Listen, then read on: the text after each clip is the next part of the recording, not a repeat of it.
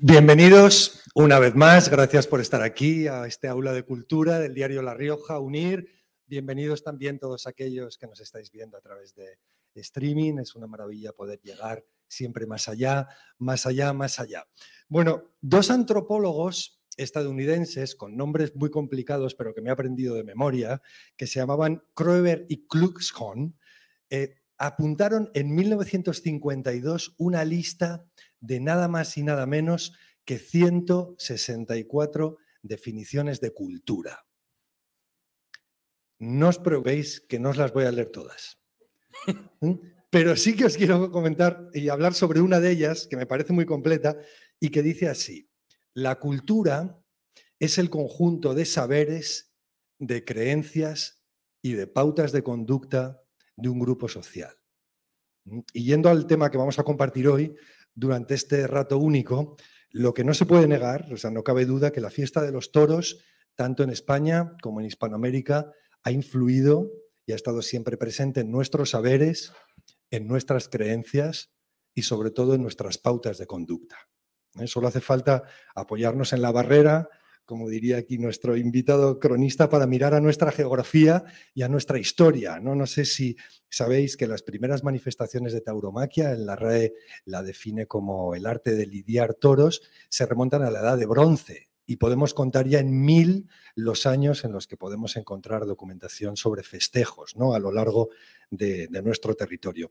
Pero sin perjuicio de ello no podemos negar que el debate también está presente, ¿no? Está presente en la calle y por ello precisamente se imponía hacer este aula. Hace unos días, en un evento parecido, Arturo Pérez Reverte, al que sin duda conoceréis, decía en Sevilla algo así, que tengo apuntado, decía: una maldición española es pensar que el enemigo no tiene ninguna virtud y que el amigo no tiene ningún defecto. Y continuaba diciendo: lo que hay que hacer es escuchar desde el respeto, desde la ecuanimidad, oír argumentos para poder hacer tres cosas: reflexionar, profundizar y extraer nuestras propias ideas, las nuestras, sin que nadie nos las imponga.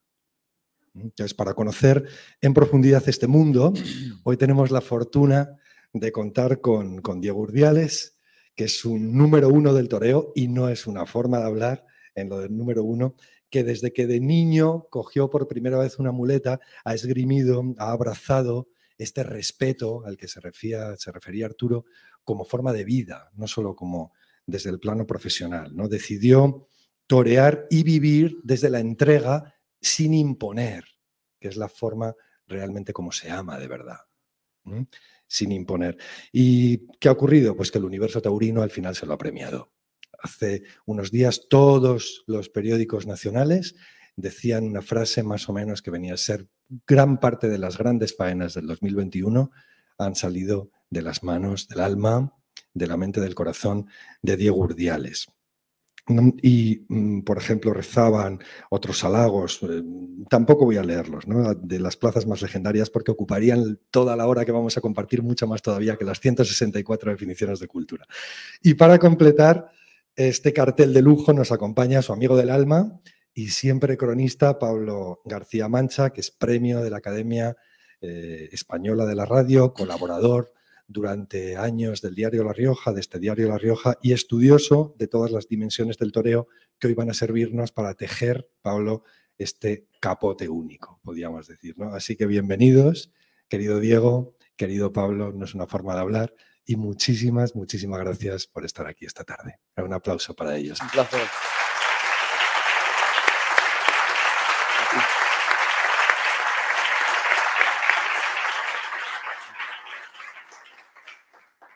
¿Queréis decir algo?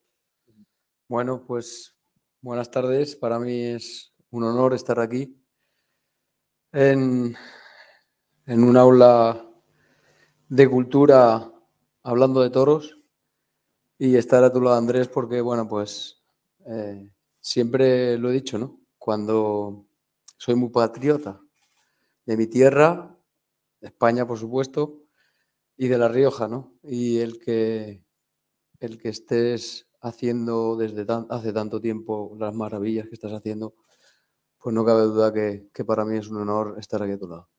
También de ti, Pablo. Muchas gracias. Bueno.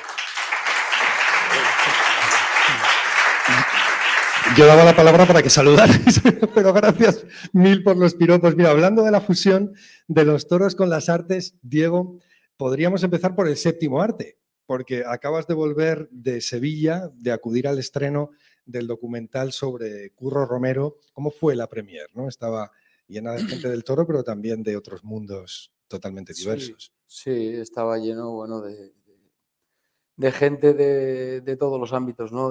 Tanto de la cultura como de otras facetas y la verdad que bueno, pues hacer homenaje a una leyenda viva del toreo como es el maestro Curro Romero y el ser partícipe de ella, pues para mí ha sido, no cabe duda, que un honor, ¿no?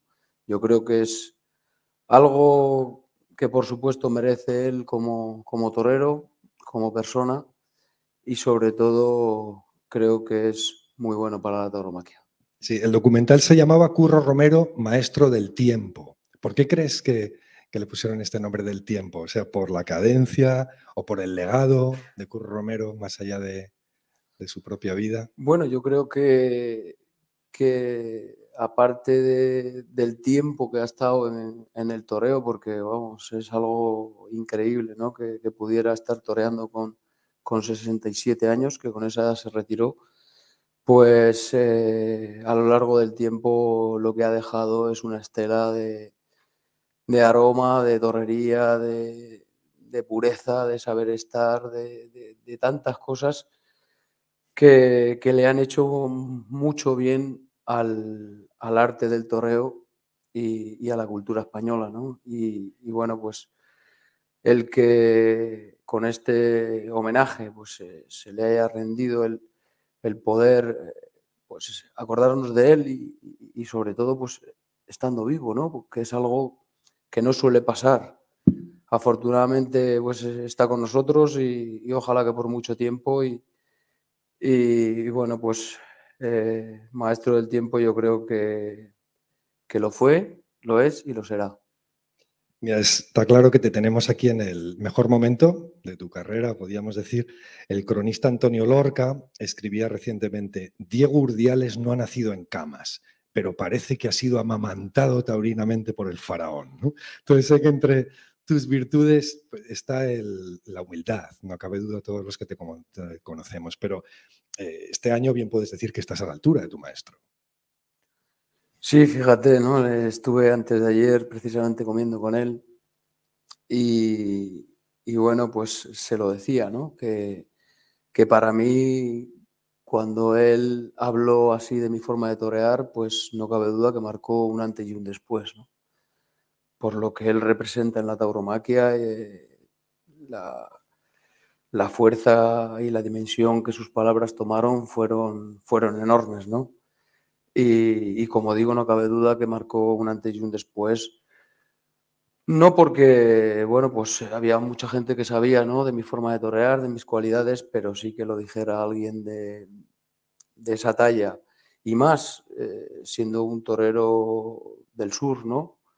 Yo totalmente opuesto del norte y que pues todo eso hizo que llamara tanto la atención, ¿no? Y le decía que yo tenía que estar a la altura en Sevilla, no de la plaza, y porque bueno, pues todos los toreros queremos torear un toro en Sevilla, cuajar una de las faenas de nuestra vida, porque el marco es incomparable, pero lo que de verdad me pesaba era estar a la altura de sus palabras y de él, ¿no?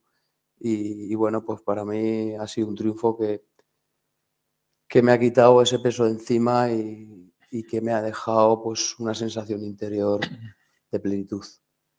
Qué palabra más bonita, además plenitud. Y Pablo, cuéntanos, ¿a dónde se remonta vuestra amistad? Pero sobre todo te quiero preguntar una cosa, ¿cuándo te diste cuenta de que estabas ante una figura del toreo? ¿O has tenido esa convicción desde el principio, ¿no? Como el propio Diego?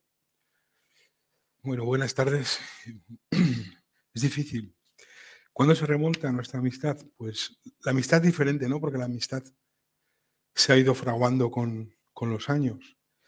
Pero yo caí de prácticas en Calahorra, mi primer verano de prácticas cuando estaba estudiando periodismo y caí en Calahorra, en una emisora que se llamaba La Voz de La Rioja, y retransmitíamos las corridas, y Diego era novilleros en caballos, y en una matinal, que hay un vídeo muy bonito, que toreaba con el Víctor, ¿no? Fue algo asombroso. Yo creo que en ese momento no llegué a ser consciente de esa forma de torear, quizá porque aquello me deslumbró de muchas maneras. Pero tengo una anécdota y un recuerdo, que no sé si alguna vez lo hemos comentado. Retransmitíamos el apartado por la mañana. Y al día siguiente de su triunfo, Diego vino al apartado por la mañana en Calahorra. Y era una corrida de Pablo Romero. Y tú me echaste una mano, yo, pues como tenía que hacer la entrada en directo, ¿no?, para la radio, le dije a Diego, pues comentamos un poco tú y yo el apartado. Y estaban ahí los toros de Pablo Romero, y yo, que era muy estúpido, bueno, he mantenido esa estupidez a lo largo del tiempo, le dije a Diego, ¿te atreverías con los toros aquellos de Pablo Romero que había ahí? Ahora mismo. Que me dijo, yo tendría pues 18, 19 años y Diego tendría pues 12 o por ahí, ¿no? También era un estúpido.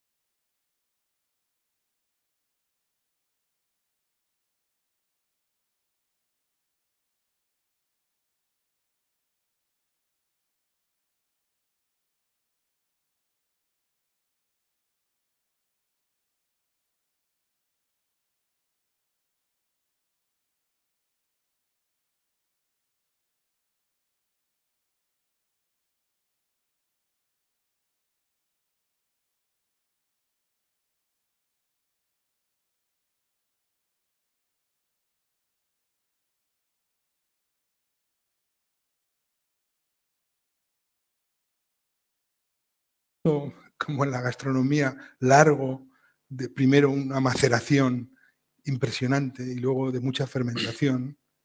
Y yo empecé a escribir de toros en el periódico La Rioja y tuve la suerte de asistir a su evolución como novillero. Recuerdo un viaje que hicimos a Valdemorillo con mi hermana a verle torear de novillero.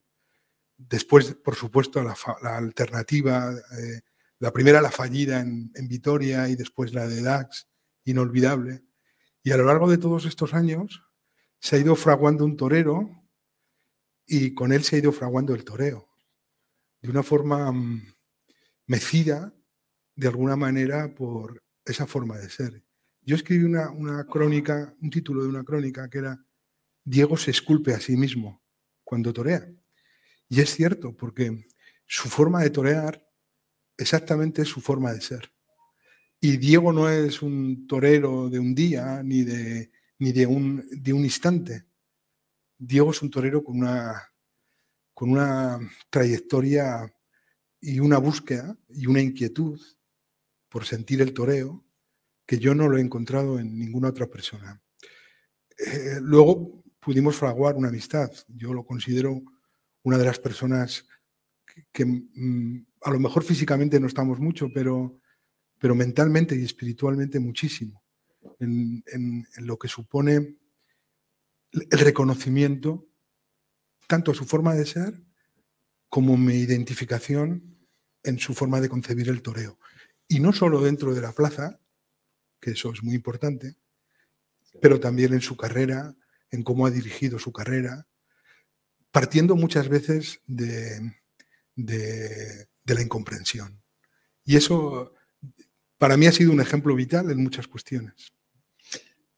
Esta carrera en la que has dicho alguna vez que te sientes identificado, Diego, como Picasso, ¿no? Como el Picasso maduro que empezó a pintar como si fuera un niño, ¿no? Es una expresión que te he escuchado y que me encanta. Totalmente, ¿no? Totalmente. Yo creo que es una expresión con la cual pues no puedo estar más de acuerdo, pero no porque sea Picasso, sino porque la he sentido, ¿no? Cuando eres un niño, pues eres un inconsciente, no sabes. Tienes que aprender a lo largo de los días, de la preparación, de hablar, de escuchar, sobre todo escuchar, y de pues darle muchas vueltas a la cabeza en silencio, ¿no? Y bueno, pues el que esos sentimientos a lo largo del tiempo los haya podido vivir es una de las cosas más bonitas que me han pasado la vida y en el toreo, ¿no? Porque sí que es verdad que dentro de esos inicios donde uno es inocente, no conoce, pero tiene sentimientos, ¿no? Después, a lo largo del tiempo, pues hay una época en la que en esa búsqueda lo que vas intentando es adaptar el conocimiento a las sensaciones espirituales, a lo que uno siente, ¿no? Y no siempre se consigue. Hay muchas épocas de tu vida en las que, pues bueno, pues el camino que eliges no es el adecuado porque en la evolución uno aprende cuando se equivoca y en ese camino, pues, de equivocación, pues es difícil sentir, ¿no? Porque uno se siente mal, se siente, digamos, defraudado, todo es negativo, ¿no? Pero hay un momento en el que, sin saber por qué, pues salta esa chispa, ¿no? Salta ese cambio en el que esa evolución, ese esfuerzo, ese sacrificio del día a día va dando sus frutos y te trae la recompensa de poder volver a sentir. Pero ese sentimiento ya es con conocimiento, pero sí que es muy parecido al que cuando empiezas y eres inocente, En tus 12 años. efectivamente, pues tienes, ¿no? Entonces, pues eso es muy bonito, ¿no? El poder llegar a conseguir eso, no cabe duda que es una de las cosas más bonitas que he sentido en el toreo.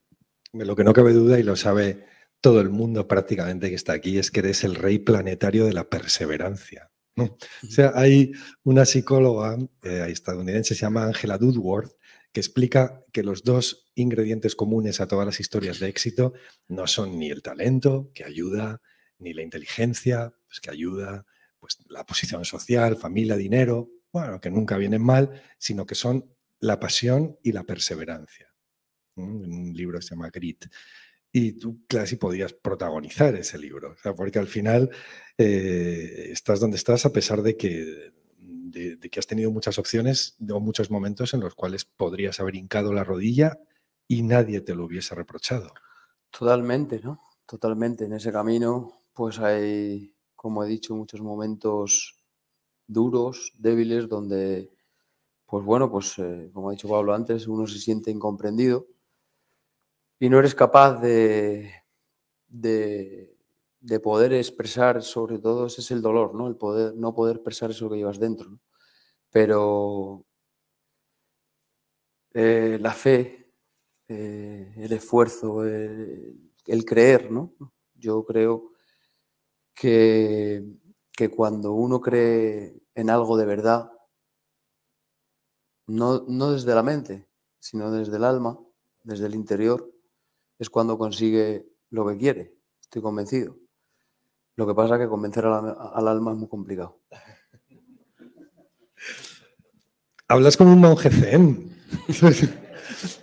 Me encantan los monjes zen. Sí, me gusta escucharte también. Mira, de hecho, en la introducción hablábamos de geografía, de historia, ¿no?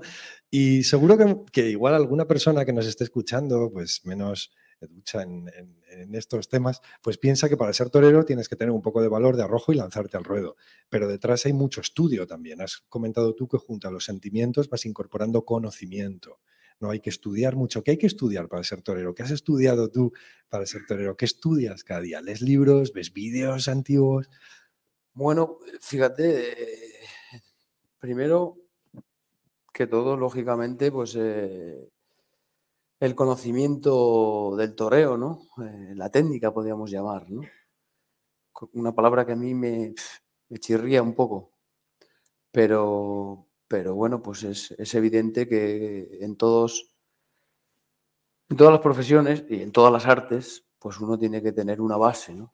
Un conocimiento de cómo se coge un capote, cómo se coge una muleta y después, a lo largo del tiempo vas aprendiendo que un capote y una muleta tienen muchas partes parece que es un trozo de tela y que le haces así a un toro y ya está, ¿no? Pero con el tiempo te vas dando cuenta que torean tus yemas de los dedos, cada dedo manda una orden, la colocación del cuerpo es fundamental y muchas cosas. Yo creo que tendríamos para hablar mucho. Tú, Pablo, por tu parte, has dedicado muchas horas, muchos días de tu vida también al estudio de los toros y a su vez a inspirar a otros con tus artículos, con tus crónicas. Y lo que está claro es que cuanto más se profundiza también más se disfruta. Yo me acuerdo, tuve la oportunidad de escribir un libro sobre la construcción del Taj Mahal y antes de escribirlo me encantaba el Taj Mahal. Pero cuando vi cada pieza de mármol, cómo se hacía, cada trazo de la caligrafía, cada diseño del parterre del jardín, entonces no es que me gustara, es que entendías la inmensidad, la grandeza de aquello, ¿no? Y vosotros realmente con lo que hacéis estáis transmitiendo esta grandeza porque vais al detalle último, ¿no? Entonces, me he escrito aquí una frase de José Bergamín, un escritor que decía, si no sabes geometría, no entres en una plaza de toros. ¿Qué quiere decir Bergamín con esto, Pablo? Bueno, Bergamín. José Bergamín es el Benjamín de la generación del 27, ¿no? Un hombre que tiene ha escrito mucho de toros, quizás su libro más conocido es La música callada del toreo. Pero yo quería hacer antes de eso, y que para mí ha sido muy importante, cuando ha hablado Diego del niño de Picasso, y cuando yo hablaba de esa faena de Diego con 12 años, yo creo que Diego y los buenos toreros buscan a ese niño de 12 años. Está el vídeo por ahí, yo lo he visto, el vídeo ese de Diego toreando con 12 años. Digamos que todos los perfiles de su tauromaquia están ahí, ya. Luego hay un proceso de búsqueda, en conocer la técnica, que es muy importante, conocer los rudimentos del toreo, la gramática, ¿no? Y yo ahora mismo, yo me dedico a escribir en gran parte. A mí se me ha olvidado lo que es un complemento indirecto. Me da igual, ¿no? Me da exactamente lo mismo. Yo creo que Diego ha ido, a lo largo de sus años de torero, ha ido despojándose de todo lo que a él le podía mediatizar para volver a ese niño. Para volver a ese niño que toreaba en gran medida por instinto. Diego tuvo un maestro, Rafael Guerrero, ¿no? Muy importante para él, que de alguna forma te hizo buscar y ponerte en la sensibilidad de un camino, ¿no? Pero luego un torero, a la hora de que va creciendo y que va evolucionando, tiene que encontrarse a sí mismo. Cuando conoces la técnica, puedes aprender a burlar a un toro, puedes defenderte de la embestida del toro. Pero cuando no la conoces o cuando te tienes que olvidar de ella y vaciar de ella para torear como en ocasiones logra hacer Diego Urdiales, tiene que haber un sentimiento de absoluta virginidad, de absoluto despojo de todo, ¿no? Y a veces le ha pasado. Yo recuerdo una conversación con Diego en el Echaurren cenando, que estábamos Francis, mi mujer Feli, un fotógrafo inglés que había por ahí, y la mujer de Francis. Le preguntó a la mujer de Francis, Luisa, a Diego. Había triunfado en Madrid con un toro de Adolfo. Zabala de la Serna tituló la crónica en El Mundo, Diego Urdiales recupera el toreo perdido. Y Diego le dijo a Luisa, a mí nunca se me olvidará porque y está mi mujer aquí, no me lo estoy inventando, que en ese momento de esa faena hubo un momento hasta que se olvidó de Claudia, de su hija. Y Diego es Claudia y Marta, ¿no? Pero Claudia. Entonces, aquello fue alucinante, ¿no? Cuando ese momento que estás toreando en una plaza para 24.000 personas, llena, feria de otoño, con la mano izquierda, con un toro de Adolfo Martín, que fue la tarde en la que Curro empezó a enamorarse de Diego, y a raíz de aquello fueron las declaraciones. Y que se hubiera olvidado de todo, de la geometría de Bergamín incluso, de todo eso, ¿no? Eso es lo que explica que el toreo es una concepción espiritual también de la vida, porque hay que comprender lo que supone fusionarse con un animal de 500 kilos que quiere matarte si te descuidas y te hace olvidarte de todo, de tu pasado, de tu momento, de tu porvenir, de tu familia, por el éxtasis interior en el que uno puede entrar, ¿no? Y en ese momento yo creo que Bergamín, que es un gran teórico del toreo, como a todos los teóricos del toreo, que no hemos toreado, nos es muy difícil encontrar ese punto, ese estallido interior para que llegue la conmoción, que al final es lo que buscamos los aficionados. Yo muchas veces lo he hablado con Diego, ¿no? A mí me gusta la música, me gusta la literatura, me gusta la pintura, me gusta la gastronomía, me gustan muchas cosas en la vida, pero con ninguna consigo que mi alma se inunde de sensaciones, no sabría cómo decirlo ahora, como cuando pasa algo en una plaza de toros, cuando pasa algo realmente extraordinario, ¿no? Es una conmoción que nos hace a todos volver a la infancia, a esa infancia de niño de Diego cuando tenía 12 años toreando. Te cojo el testigo de la música que has incorporado. Tú tienes este libro Santísima Trinidad, Flamenco, Toros y Vino. Sabemos todos que eres tan apasionado del flamenco como de la tauromaquia, pero tú también. O sea, de hecho, cuéntanos por qué te pones flamenco de vez en cuando para entrenar. Y corrígeme la palabra que alguna vez la he escuchado. ¿Cómo dices? ¿O practicar? Sí, para torear de salón. Y para torear de salón, sí. Sí, la verdad que bueno, yo creo que la música es fundamental en la vida de todos, ¿no? Pero pues para mí el flamenco en especial, porque en el toreo, cuando tienes tardes plenas, tardes en las que sientes sensaciones interiores tan profundas, uno se queda vacío, ¿no? Tiene una sensación interior muy, muy dura, ¿no? Muy dura. Es como dice Gurro, cada lance es un lamento, ¿no? Y eso hace que esa sensación, cuando acaba una tarde, pues te deje pues con esa sensación de vacío que a veces no sabes cuándo vas a recuperar. El flamenco a mí me ayuda a volverla a recuperar cuando lo escucho.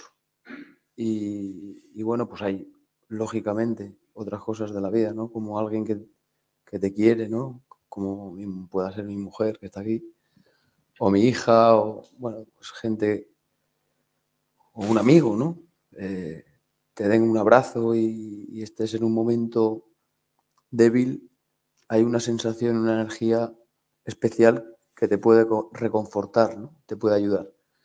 A mí el flamenco me ayuda mucho por eso. Bonito que lo tengas como anclaje, ¿no? O sea, que igual pierdes el rumbo o cuando dices que te vacías tanto de ti mismo que tienes ese anclaje de la música para volver al punto de partida y de final al mismo tiempo. Totalmente. Y la lidia también tiene mucho de compás, de música, ¿no? O sea, saber moverse, saber andar, ajustarse al ritmo, o sea, que es exactamente el temple, ¿no? Hombre, el compás es fundamental en todo, ¿no? Yo creo que para todo que se haga bien tiene que haber compás, tiene que haber ritmo. Y en el toreo no cabe duda de que desde que sale el toro hay una cosa fundamental y muy difícil, ¿no? En el toreo, que es torear en movimiento. El que vayan armonizados tus movimientos con los movimientos del toro es algo muy difícil, ¿no? Por eso el toreo no solo es el momento de pegar un pase, sino todo lo que lo envuelve, ¿no? Todo lo que está alrededor. No cabe duda que el muletazo es quizás el momento más, sin duda, ¿no? Sin duda, más profundo, donde esa fusión y ese compás llega un momento en el que se funden y se crea esa cosa mágica que es el arte, ¿no? Además, el toreo tiene una cosa, a diferencia de las demás artes, ¿no? Que es muy difícil de llevar a cabo y es que va en contra de la naturaleza. cualquier otro artista tiene tiempo, ¿no? Para poder escribir, para poder tomarse su tiempo para cantar, pero en el toreo, además, te estás jugando la vida, ¿no? Entonces, la naturaleza lo que te pide es todo el efecto contrario. Tu cuerpo pide el contraerse, el defenderse, y tú tienes que llegar a poner el cuerpo en un estado natural, ¿no? Y eso es algo muy difícil, ¿no?, de conseguir. Y para todo eso tiene que haber ritmo, tiene que haber compás hasta en la respiración. Oh. Cambio de tercio. ¿Y Sabina te gusta, aparte del flamenco? O sea, lo digo porque menciona en varias de sus canciones al toreo, ¿no? Sí, sí. Sí, hay una de que dice, es mentira que sea mejor torero con toros de verdad, ¿no? Y como este verso, pues muchos otros. No, hombre, me he referido al flamenco, no solo el flamenco. Oh, por Dios, por eso te decía, no, que... Más música que me gusta, por supuesto, y que me llenan el alma. Pero quizás el flamenco es la que a lo mejor me la recupera antes, ¿no? Porque siento una cosa tan profunda, muy cercana a lo que siento cuando toreo. ¿Qué conexión ves tú, Pablo, entre el flamenco y los toros? ¿Qué has escrito esa Santísima Trinidad?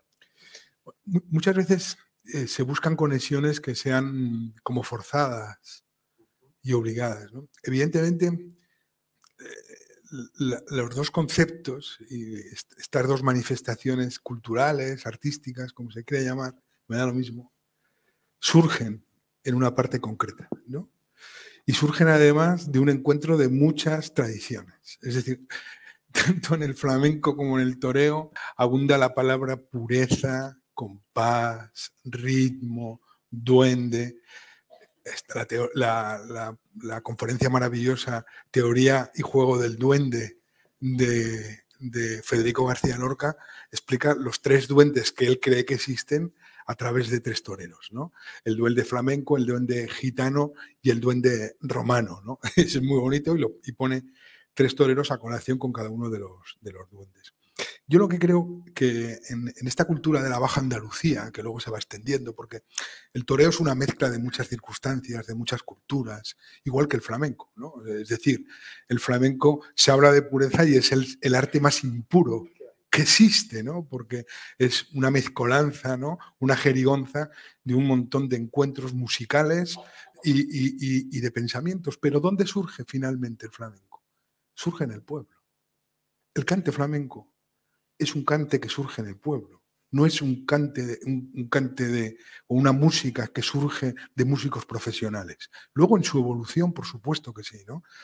Manuel de Falla, y además creo que este 2022, el año que viene, se celebra el centenario del concurso nacional de cante flamenco que organizaron Federico García Lorca, Manuel de Falla e Ignacio Zuloaga, torero y pintor. Los toreros le llamaban pintor y los pintores le llamaban torero, uno de los pintores más extraordinarios que han existido, ¿no? en el siglo XX. Y ellos buscaban la pureza y entonces dijeron, vamos a ir a buscar a los pueblos, los cantaores de los pueblos, los que no sean profesionales. Ya en aquellos años el cante había salido de las casas, había empezado a ir sobre todo a las tabernas y a los café cantantes. Y ahí empezaron a aparecer figuras como Silverio Franconetti, por ejemplo, que ha sido uno de los más grandes creadores del flamenco, de origen italiano. Otra mentira, ¿no? Decía una cantaora de Jerez que era imposible cantar así si apellidándose Franconetti, pues se apellidaba Franconetti, ¿no? Y se equivocaron porque no encontraron lo que ellos buscaban. Ellos buscaban la pureza y no la encontraron. Al final el desarrollo del flamenco fue un desarrollo intelectual de cantaores que aportaron su personalidad y aportaron su profesionalidad, su trabajo, su estudio, su conocimiento, ¿no?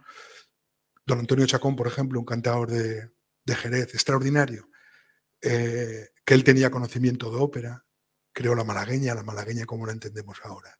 Y claro, en el toreo pasa igual. El toreo surge del pueblo, tiene una evolución atlética, pero tiene que llegar el sentimiento personal de las figuras primordiales, como pueden ser Pedro Romero, que hemos oído muchas veces, y después de dos grandes figuras extraordinarias como son Joselito y Juan Belmonte, que cambian el paradigma. Cambian el paradigma e imponen su sentimiento. Pero es una evolución larga. Tienen que buscar un tipo de toro distinto. Tienen que buscar un público diferente. Las plazas de toros ya no son las plazas de los pueblos, sino que se construyen plazas de toros para que los toreros, los artistas, la primera vez que hablamos de artistas, empiecen a explicar su sentimiento. Entonces, Juan Belmonte, que es una figura que atrae a todos los escritores, como Valle Inclán, por ejemplo, o Joselito el Gallo, que empieza a descubrir lo que Juan Belmonte trae, el sentimiento trágico del toreo. Y Joselito el Gallo trae una técnica diferente.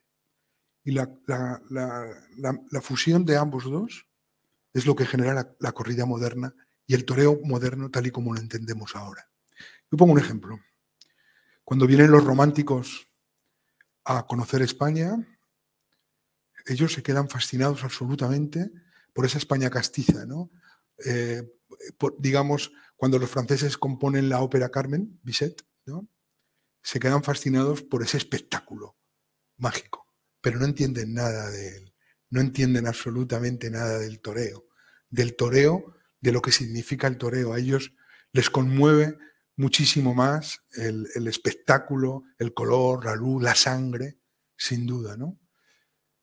Y hay una figura extraordinaria que es Manuel Chávez Nogales, un escritor alucinante, que él se tuvo que exiliar durante la guerra a Francia y allí le pilló los nazis y acabó muriéndose en Londres, casi olvidado, que escribió una obra que es Juan Belmonte, Matador de Toros, en el que... me la regalaste hace años. Te la regalé, no, es que se la regaló a mucha gente, ¿no?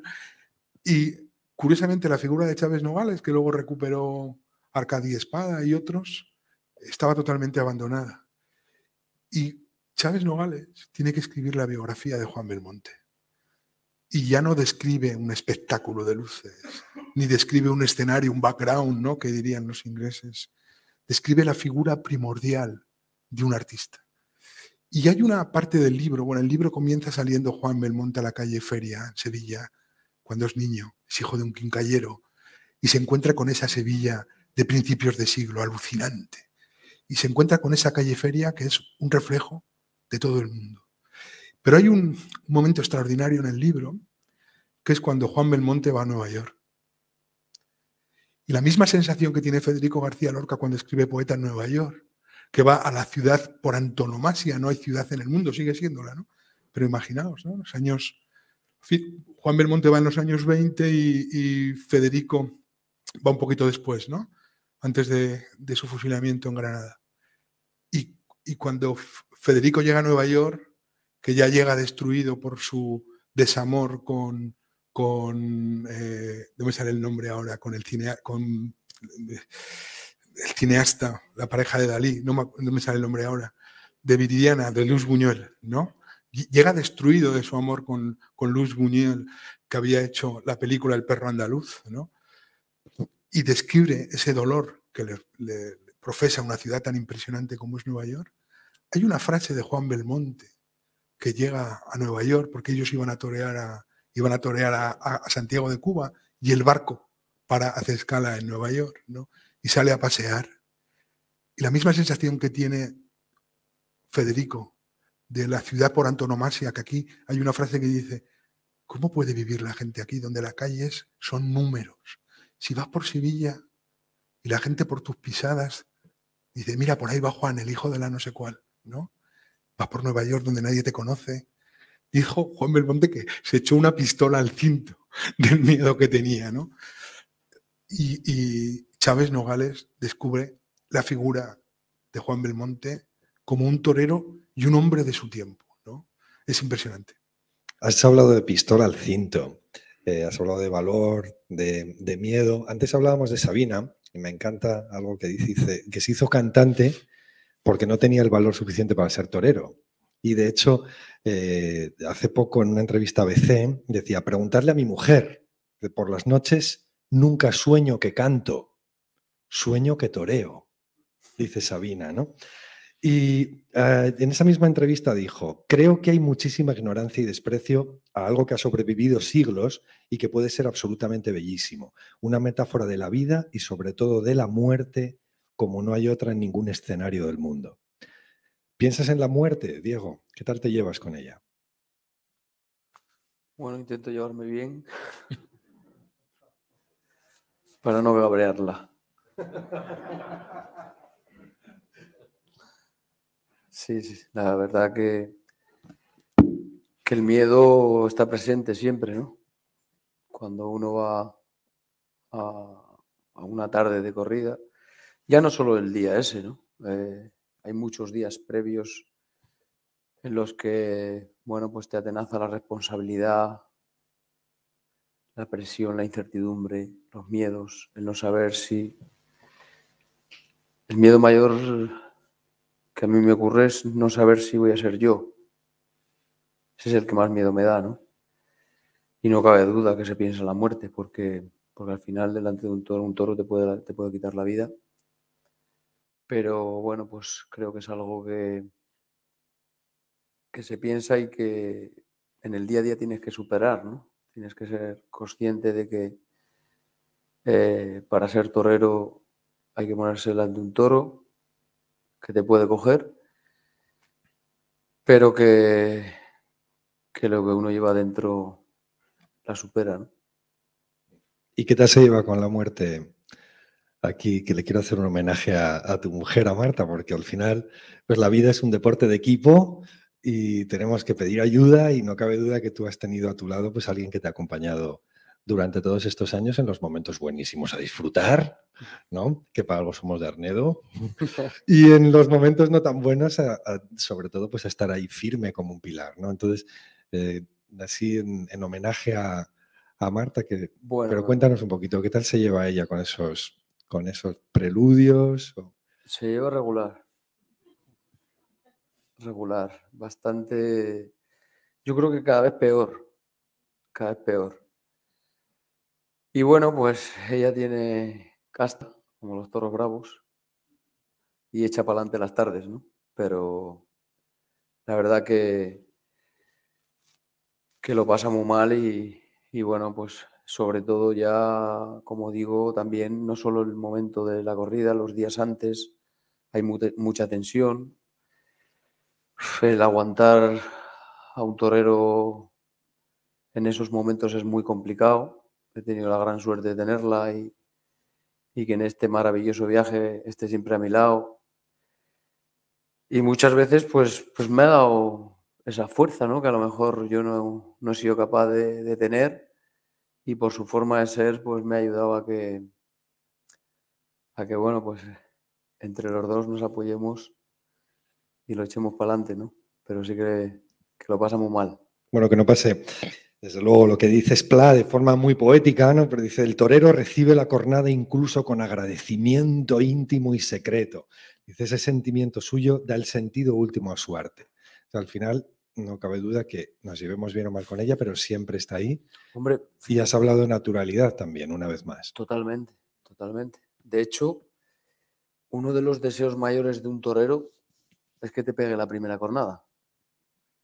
Ese es... Explica esto. Digo más que nada por puntualizar. Sí.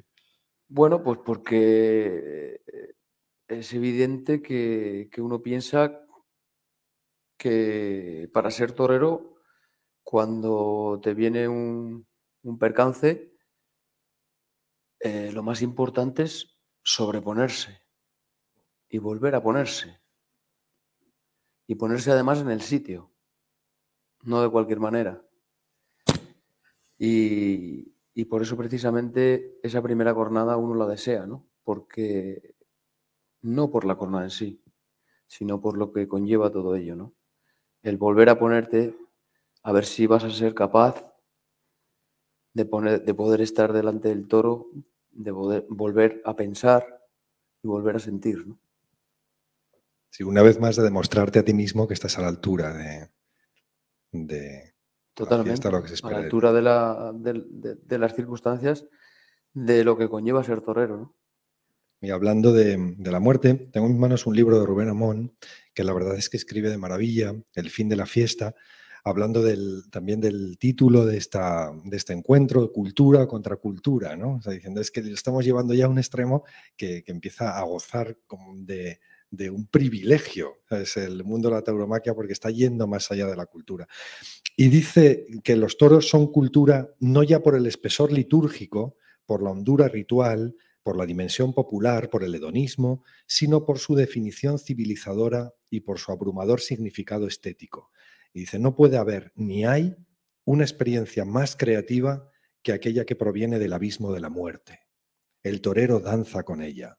Eros seduce a Tánatos a las 5 en punto de la tarde. Sí, además, en referencia a eso y a lo que decía Sabina, a Rubén le leí una vez una frase que me parece pues increíble, ¿no? Y decía que el toreo es el arte al que aspiran las demás artes, ¿no? Porque muchos artistas que han conocido la tauromaquia hubiesen deseado ser toreros, porque el crear jugándote la vida, pues es algo que llevas al cuerpo a un límite pues difícil, ¿no? de controlar, ¿no? Y yo creo que el arte es algo que no se puede controlar, que tú lo tienes dentro, lo expresas, pero cuando lo estás creando tampoco lo dominas. Tiene que fluir. Tiene que fluir, claro, y esa sensación pues es muy fuerte, ¿no? Poco sensación de borrachera. En el título de tu libro Flamenco, Toros y Vino, esta trinidad, ¿no? ¿Bebes vino de Rioja, por lo menos? Por supuesto. Sí. O sea, lo tienes integrado en tu dieta mediterránea, Total. porque está claro que te cuidas. Y cada día me ¿no? gusta más, además. Tanto. Bueno, tenemos aquí además a Pedro Barrio, el presidente de la Asociación de Gastronomía, y no cabe duda que también está ligado pues el cuidarte en el comer, el cuidarte en el beber, el cuidarte en lo físico, porque no se trata solo de la parte espiritual que hemos hablado, tampoco de la emocional que también hemos hablado, sino también la puramente física, porque es una tarea que exige mucho a cambio. Totalmente, ¿no? Yo creo que uno, para estar bien espiritualmente y mentalmente, tienes que estar bien físicamente. Y yo creo que va todo unido, ¿no? Y el comer, bueno, pues tengo la suerte de que tengo una cocinera extraordinaria. Por supuesto, tenemos una huerta maravillosa en Arnedo. Y bueno, pues la dieta en el día a día es muy buena, ¿no? Y después, pues bueno, pues lógicamente la preparación física, la preparación psicológica todos los días, porque el toreo es algo que te absorbe tanto que no hay día que no puedas pensar en ello, ¿no? Bueno, mira, una vez leí que si la perfección técnica de una estrofa, dice, así como la correcta acentuación de un verso no implican que el poema tenga poesía, lo mismo sucede con el toreo. No es solo hacer correctamente las cosas. Dice, el toreo es o no es, como la poesía, ¿no? Y la poesía también me llama la atención en cuanto a, te estoy escuchando hablar y me da la sensación de que todo el rato tiendes a lo menos, o sea, a minimalizar, ¿no? O sea, que cada vez tiendes a lo esencial en tu carrera, incluso en tu vida también. O sea, por cómo hablas desde esa serenidad, desde esa falta de necesidad. O sea, tú crees realmente que más es menos en el caso del toreo. Y que Menos es más. Perdón, efectivamente, que menos es más. Menos es más, por supuesto. Por supuesto. Fíjate, si en una tarde, ¿no? Pues se puedan pegar naturales o lances y resulta que hay uno que llega de una manera, por supuesto, al que lo realiza, pero el espectador, ¿no? Cómo llega de esa manera en la que parece que ha habido una corriente, ¿no? Un trueno, ¿no? Un relámpago. Es algo que que conecta eléctricamente de una manera con el alma, ¿no? Y al final yo creo que para conseguir esa sensación, cuanto menos dure, más dura. Pues hablando de poesía, ahora no le voy a mirar a él, no les voy a mirar a ellos.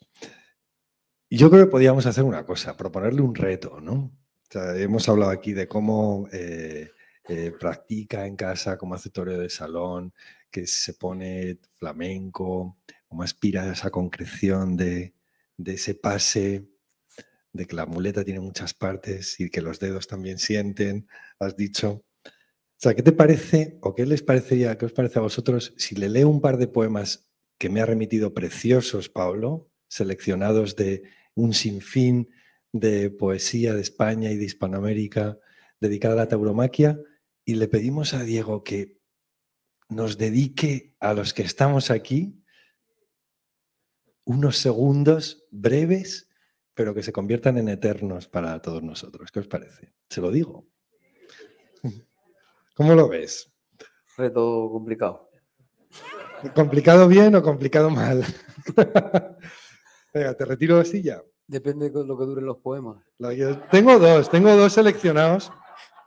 Ya digo, la verdad es que me ha hecho Pablo un trabajo fantástico y he escogido uno de Jorge Guillén, desde la generación del 27, y que se llama Pueblo Soberano, y uno se llama Juan Belmonte, escrito por Pedro Garfias, un poeta español de la vanguardia de principios del siglo XX, que comulgaba con el ultraísmo, también una corriente vanguardista muy curiosa que yo conocí tarde. Entonces, son como así. Podemos hacer uno o dos, o hacemos uno, y si te animas luego hacemos el otro, y si te vacías del todo, venga, perfecto, terminamos con el primero, ¿vale? Perfecto. Venga, yo mismo te retiro la silla. Yo te escucho. Ay, se ha caído el... Sí. Entonces, si yo cuando termine el primero veo que la cosa va bien, sin decir nada, y eso, continúo con el segundo. No le hemos metido. No, tú lees.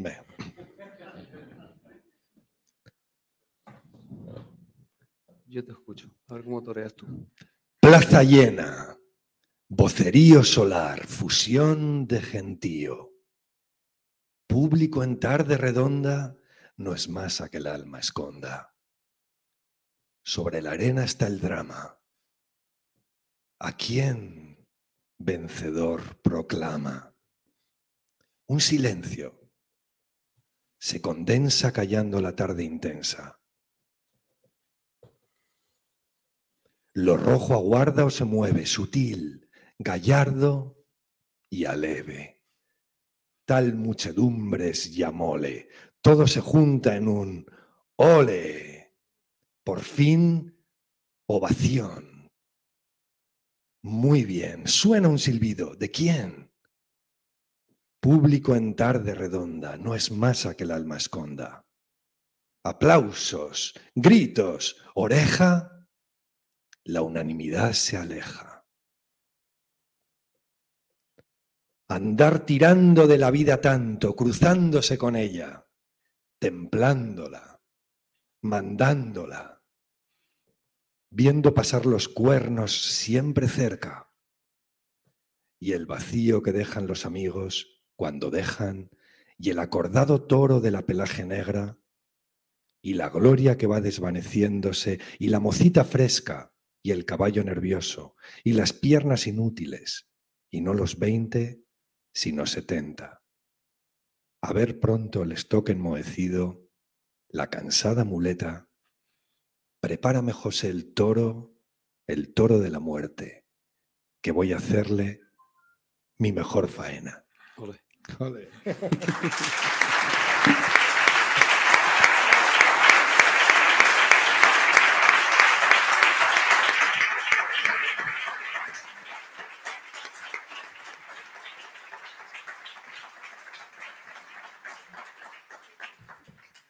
Bueno, pues que se nos ha ido la tarde.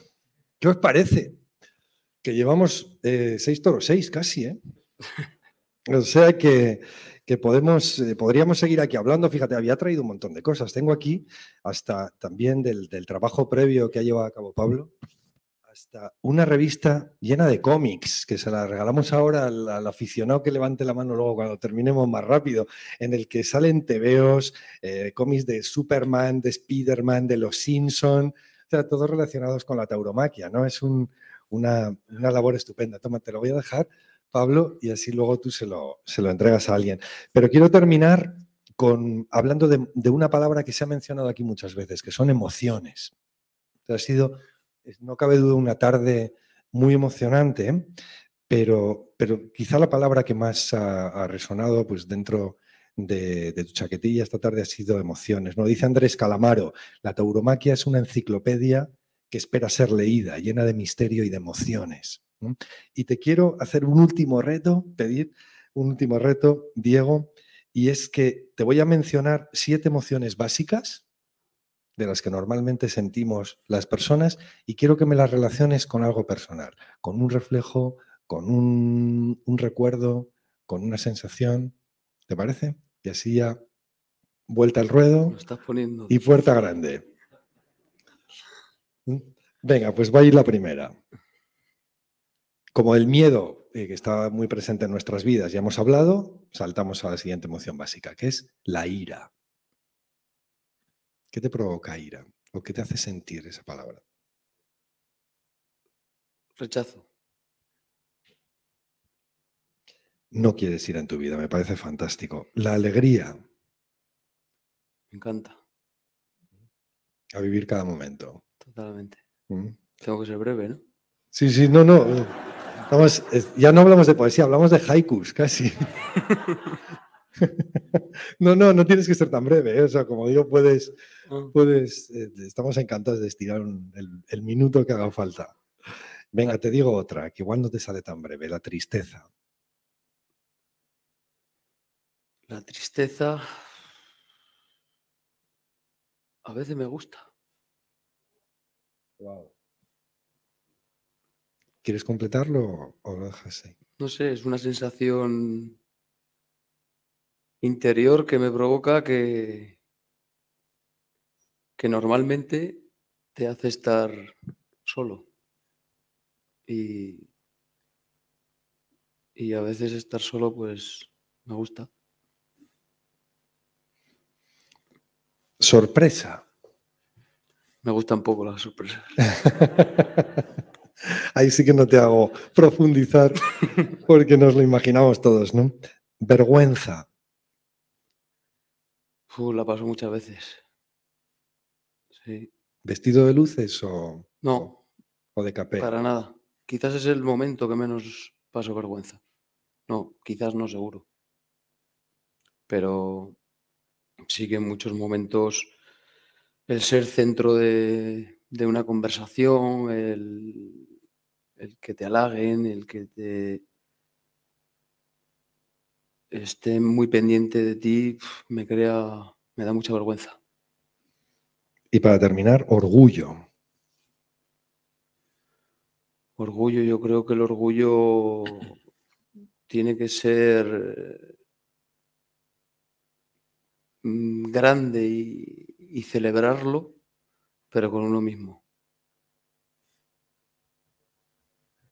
Pues una vez más no hacen falta muchas palabras para completar estos haikus, ¿no? Yo solo como despedida, aparte de daros las gracias sobre todo por vuestro silencio. Ha sido muy bonito el silencio en la plaza ¿verdad? Cuando creas el vacío para que se llene, y yo creo que es el mejor regalo que te ha podido hacer tu público hoy. También a ti, Pablo, por supuesto, que da gusto escucharte hablando de poesía, pues tú la tienes en cada frase que dices, aunque estés narrando cómo bajas a comprar el pan.